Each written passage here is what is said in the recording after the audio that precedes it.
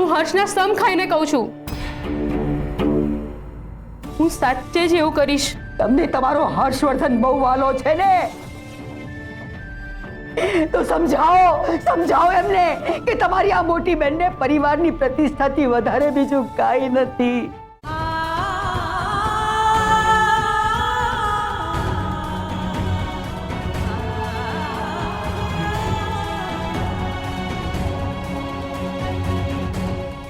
બાપ મને આપો.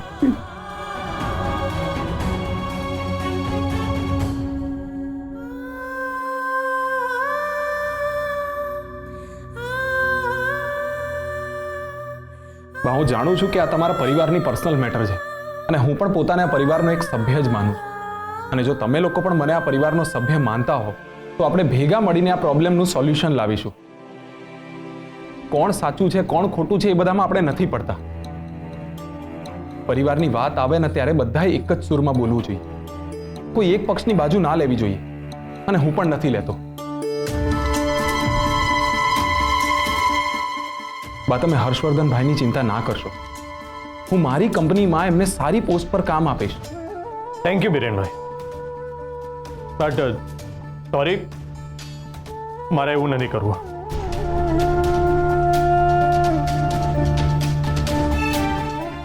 અને કોઈ મારી ભલામણ કરે ને એ મને બિલકુલ નથી ગમતું, કારણ કે મારે મારી જાત મહેનતે કંઈક કરવું છે ને હું કરીશ. ઠીક છે, તો તમારે જે કરવું હોય તે કરો, પણ અમારી હવે હદ આવી ગઈ છે. It's enough.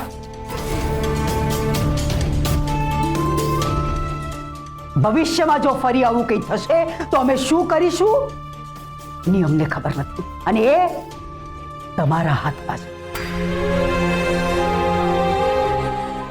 બાપ મરી ગયા તમારા બા, એમના નામનું નાઈ નાખજો.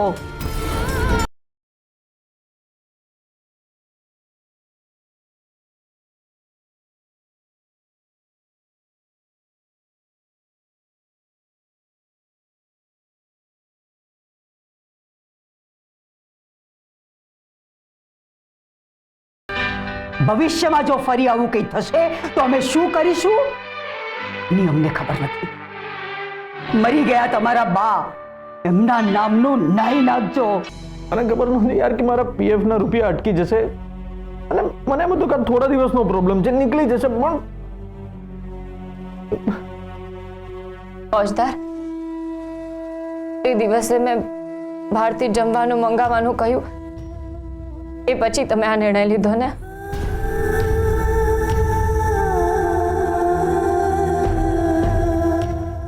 હા ફોજદાર. કેસર, મને એવું લાગતું હતું કે હું કેવો પતિ છું. મારી પત્નીને માંડ કોઈક દિવસ બહારથી ખાવાનું મન થાય અને હું એટલું પણ નથી કમાઈ શકતો કે એને હોટલમાં જમાડીશ.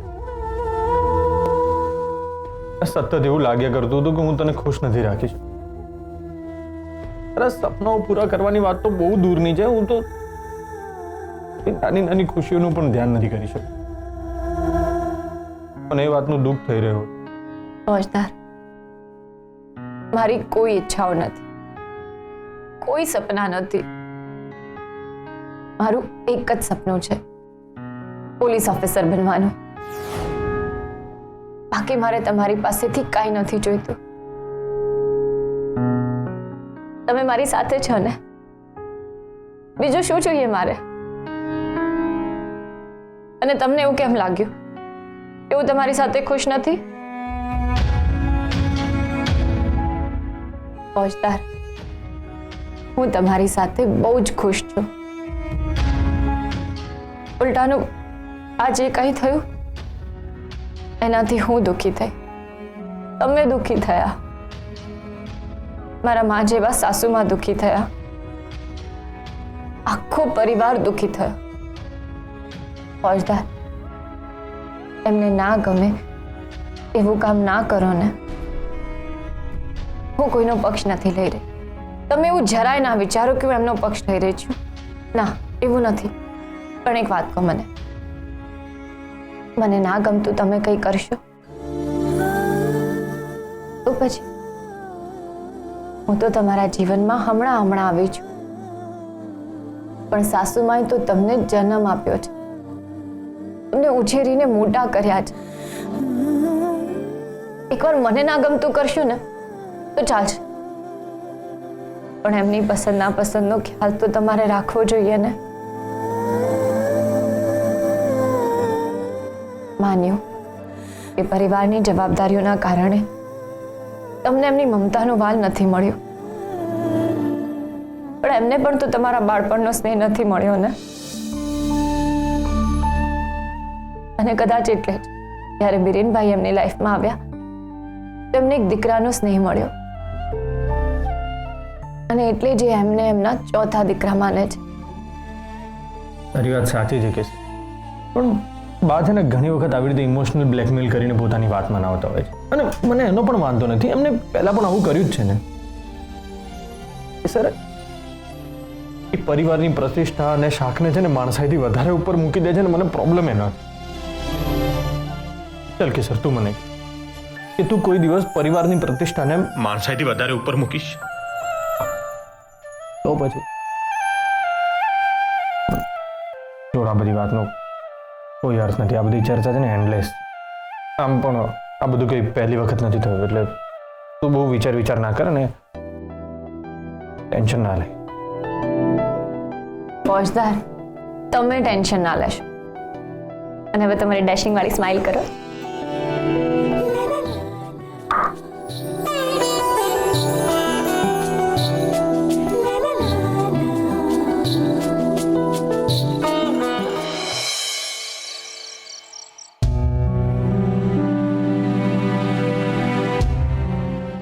હર્ષ, તું જમવાનું છે કે નહીં? આ જમે? શક્ય છે? તું નથી જમતો તો મોટી બેન પણ નથી જમતા, એ સર પણ નથી જમતી. મારા છોકરાઓ ભૂખ્યા હોય તો મારા ગળેથી પણ કોળીઓ કેમ ન ઉતરે? વેદિકા અને બિરેને જમી લીધું છે, બાકી ઘરના બધા જ જમવાનું બાકી છે. અર્જુન, તારું કેમનું છે? મને પરિવારની પ્રતિષ્ઠા, આબરૂ, નીતિ નિયમો અને સિદ્ધાંતો વાળું ભોજન નહીં ફાવે બેબી માસી. હું તો મસ્ત મારા ઢાબા પર જઈને જમીશ. મારું જમવાનું રેડી છે. તમે બંને કેમ આમ કરો છો? મોટી બેન પહેલેથી આવા જ છે, બધાને ખબર છે. હવે એમની ઉંમર થઈ તો થોડુંક એડજસ્ટ કરવાનો પ્રયત્ન તો કરો. અને એમને તમારી પાસેથી શું અપેક્ષા છે? હા, એ જ ને કે તમે એમનું કહ્યું માનો. હા, દર વખતે પોસિબલ નથી હોતું બેબી માસી. અરે એમના નીતિ નિયમોના ડોઝ મારાથી હવે હજમ નથી થતા, અને એટલા માટે જો આ ઘર છોડીને જતો રહ્યો હતો. અને ભાઈ પણ એક પોઈન્ટ પર તો ઘર છોડીને જવા માટે રેડી થઈ ગયો હતો ને. આ તો કેસરબા બી અમને રોક્યા હતા. તે છતાં પણ તમને બંનેને મોટી બેન પ્રત્યે લાગણી તો છે જ ને, એ પણ નથી. જુઓ છોકરાઓ, મતભેદ છે ત્યાં સુધી ઠીક છે, મનભેદ ના થવા દેતા, નહીતર આપણો આ પરિવાર વિખેરાઈ જશે.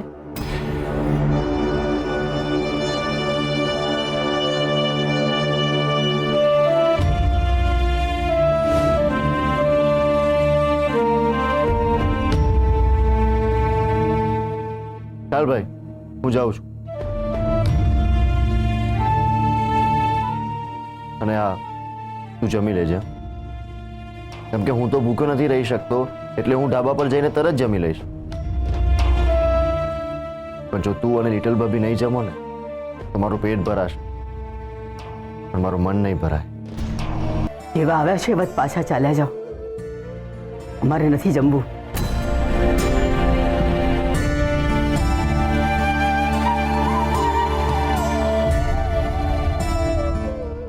ના પાડીને તમને નથી જમવું અમારે. બા, આઈ એમ સોરી. તમે દરેક વખતે તમારું ધાર્યું કરો છો, અમને ન ગમતું કરો છો અને પછી આવીને અમને સોરી કહો છો. અમારા માટે તમારા સોરીની કોઈ વેલ્યુ નથી. બા, હું સોરી એટલા માટે કહું છું કે મારા કારણે તમે દુઃખી થયા, અને પછી આખું ઘર દુઃખી થાય છે. અમે દુઃખી થયા છીએ એટલે માફી માંગવા આવ્યા છો? તમે કાંઈ જ ખોટું નથી કર્યું. બા આપણે એ વાતને ભૂલી જઈએ ને એની ચર્ચા ના કરીએ તો જ વધારે સારું. કારણ કે જૂની વાતો યાદ કરીશું ને એન્ડલેસ દલીલો કર્યા કરી. તમે ભૂલી શકો છો, અમે નથી ભૂલી શકતા.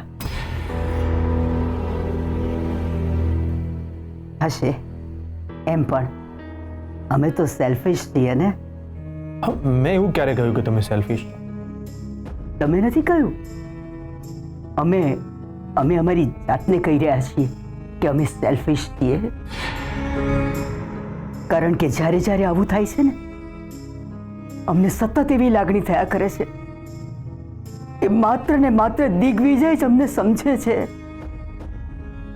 તમારા બધાએ કરતા એમને અમારી વધારે ચિંતા થાય છે. બા એવું નથી, મને અને અર્જુનને પણ તમારી ચિંતા છે. બિલકુલ નથી. અને આ જમવાનું પણ તમે અમારા લીધે નથી લાવ્યા.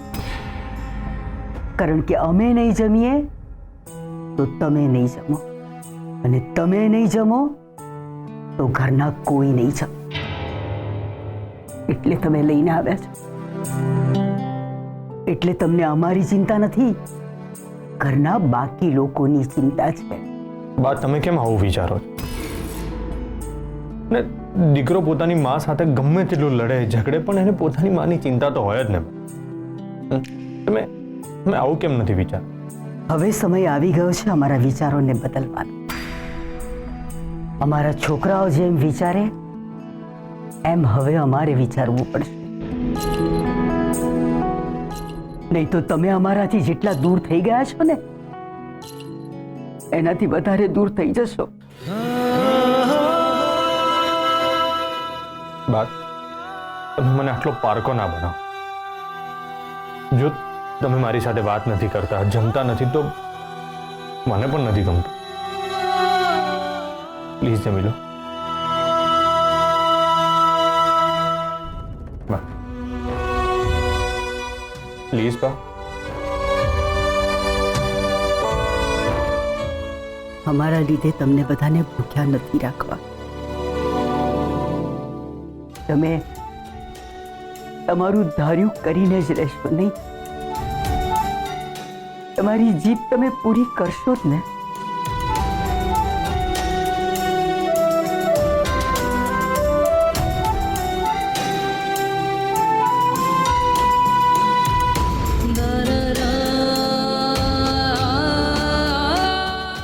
રહેવા દો,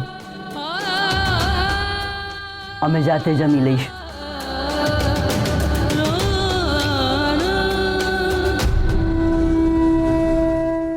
તમે જઈ શકો છો. બા ફરીથી સોરી.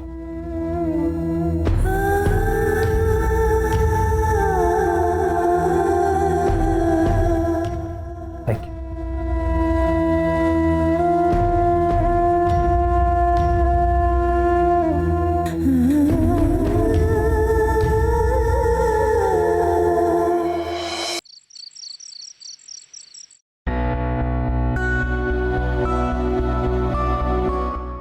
પહોંચતા શું વિચારી રહ્યા છો? એ જ કે બા વ્યવસ્થિત જમ્યા હશે કે નહીં. પહોંચતા તમે ટેન્શન ના લો, સાસુમાએ વ્યવસ્થિત જમી લીધું છે. પ્રમોદભાઈ એમના રૂમમાં થાળી લેવા ગયા હતા ને તો એમણે કહ્યું. પણ તું વ્યવસ્થિત નહોતી જમી. મને બેબી માસીએ કહ્યું કે તું બપોરે પણ બરાબર નહોતી જમી. શું કરું ફૌજદાર, આજે મને ખાવાની બિલકુલ ઈચ્છા નથી. બપોરે હું શામળીને મળીને આવી, એ પછી મારી ભૂખ જ મરી ગઈ. અને પછી બેબી માસીનો મેસેજ આવ્યો કે જલ્દી ઘરે આવો. ઘરે આવીને જોયું તો તમારો અને સાસુમાનો ઝઘડો ચાલતો હતો. એટલે ખાવાની જરા ઈચ્છા ના. જ્યારે મારો અને બાનો ઝઘડો ચાલતો હતો ને તું આવી ત્યારે તું શ્યામલીને મળીને આવી હતી. હા પણ આમ ગુસ્સામાં કેમ જુઓ છો? સર મેં તને ના પાડી હતી ને કે તારે એકલા ક્યાંય નથી જવાનું, તો પછી તું કેમ ગઈ? તું શું કરતી? ગોપી એની મમ્મીના ઘરે ગઈ છે અને તમે પણ નહોતા. અરે તો ગોપીને આવવાની રાહ જોવી હતી અથવા મને ફોન કરવો હતો. સારું, હવે તે એવું કરીશ. તમે એમ ગુસ્સો ના કરો. પણ સાંભળો ને, આ શ્યામલીનો કેસ બહુ સિરિયસ લાગે છે. એમ શું થયું? એટલે એ દર વખતની જેમ કંઈ જ નહોતી બોલતી. એટલે મેં એક ટ્રીક વાપરી તો એણે કહ્યું કે એની સાથે કંઈક ખોટું થયું છે. અચ્છા, પણ એની સાથે શું ખોટું થયું છે એવું કંઈ કહ્યું? ના, અને મને લાગે છે કે એ કહેશે પણ નહીં. હવે કેવી રીતે ખબર પડશે કે એની સાથે શું ખોટું થયું છે? એ સર, કોઈ પણ કેસને છે ને પોલીસના એંગલથી જોવાનો પ્રયત્ન કર. એટલે એમ કે તારો પગ એકવાર સાજો થઈ જશે પછી તું પોલીસ ભરતીની તૈયારી શરૂ કરી દઈશ ને? હા. બસ તો પછી એની તૈયારી અત્યારથી જ શરૂ કરી દે.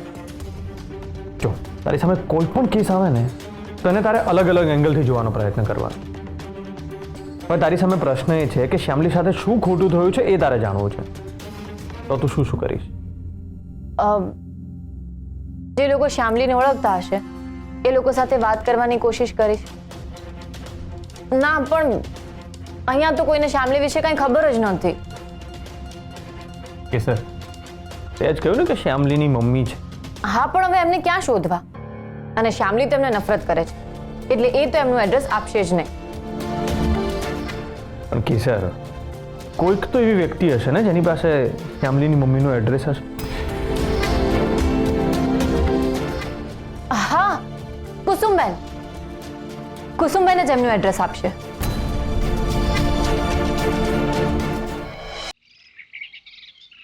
આમ તો અમે કોઈ પણ બેનનું એડ્રેસ નથી આપતા, પણ તમે બીરનભાઈના સગામાં થાવ છો ને, અને મને શ્યામલીની પણ ચિંતા થાય છે એટલે હું એના ઘરનું એડ્રેસ આપું છું. Hello. Thank you so much કુસુમબેન. કેસરબેન, મેં તમને કોઈ પણ પ્રકારની માહિતી આપી છે, કોઈને પણ ન કહેતા. તમે ચિંતા ના કરતા, હું કોઈને જ નહીં કહું. કેસરબેન, શ્યામલીને ફરીથી જીવતી કરી દો.